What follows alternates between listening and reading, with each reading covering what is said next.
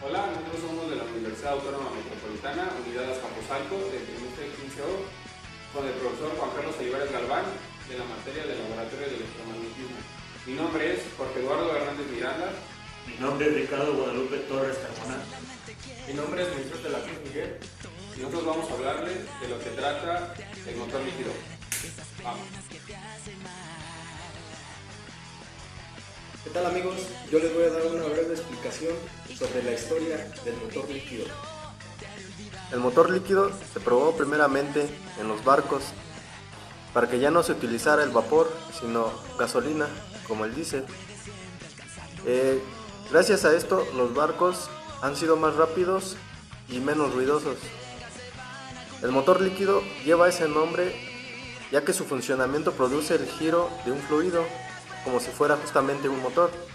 Toda carga en movimiento dentro de un campo magnético experimenta una fuerza que es perpendicular al vector velocidad y al vector campo.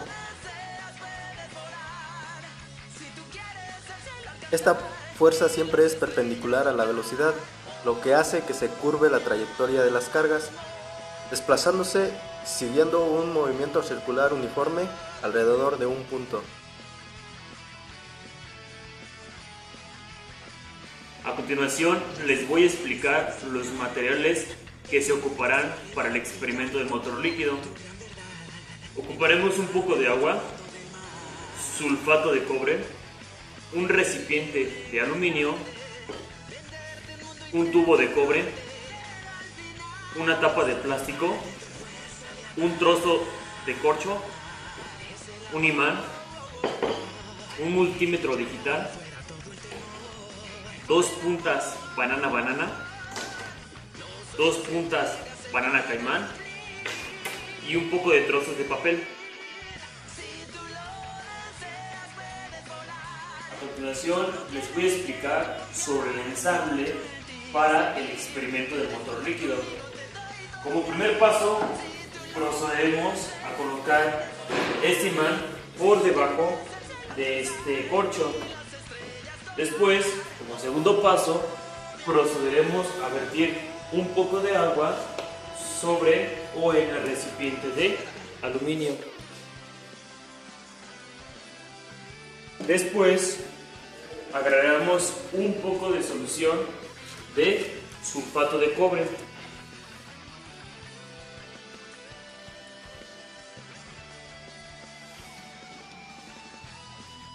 Después colocaremos unos trozos de papel para ver el sentido del campo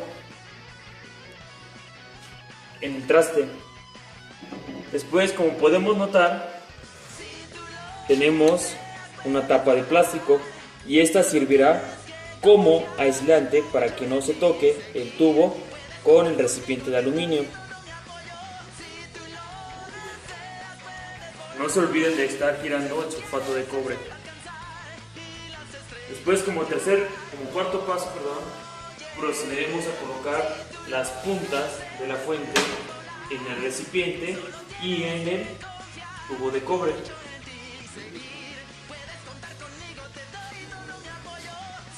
La polarización nos va a indicar el sentido de campo. Entonces, primero lo vamos a probar el positivo en el tubo y el negativo en el recipiente de aluminio. Ese multímetro nos va a indicar cuánto voltaje es aplicado al tubo y al recipiente de aluminio. Y es así como es el ensamble del experimento del motor líquido. El motor líquido es un dispositivo el cual, aprovechando las propiedades del electromagnetismo y la de las reacciones electroquímicas, se puede hacer girar un líquido. Al conectarse la corriente en los electrodos, se produce una atracción de los iones de la disolución hacia ellos, en la cual da como resultado que la disolución cierre el circuito y establezca una corriente eléctrica con el movimiento de los iones.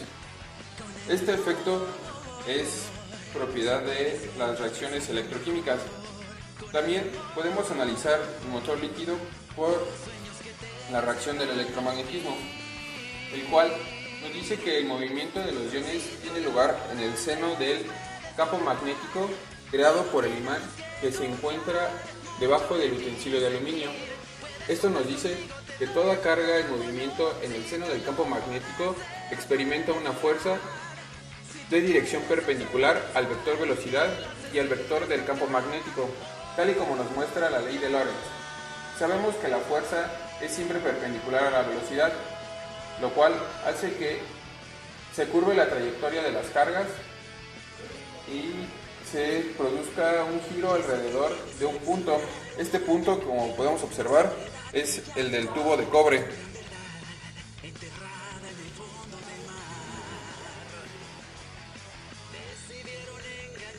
Ahora procederemos a observar cómo es que este giro alrededor del electrodo se genera con una fuente de voltaje de CA.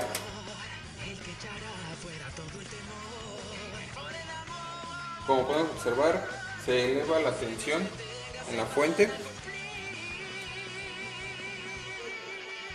y se empieza a generar el efecto. Notamos cómo los papeles toman el sentido de la dirección del efecto. Ahora procederemos a observar con el cambio de puntas el sentido. Como observamos, el sentido que toma el efecto del motor líquido es contrario al que observamos anteriormente. Y lo único que nos dice esto es que el sentido del efecto toma lugar al conectarse las puntas o en la dirección que va la corriente.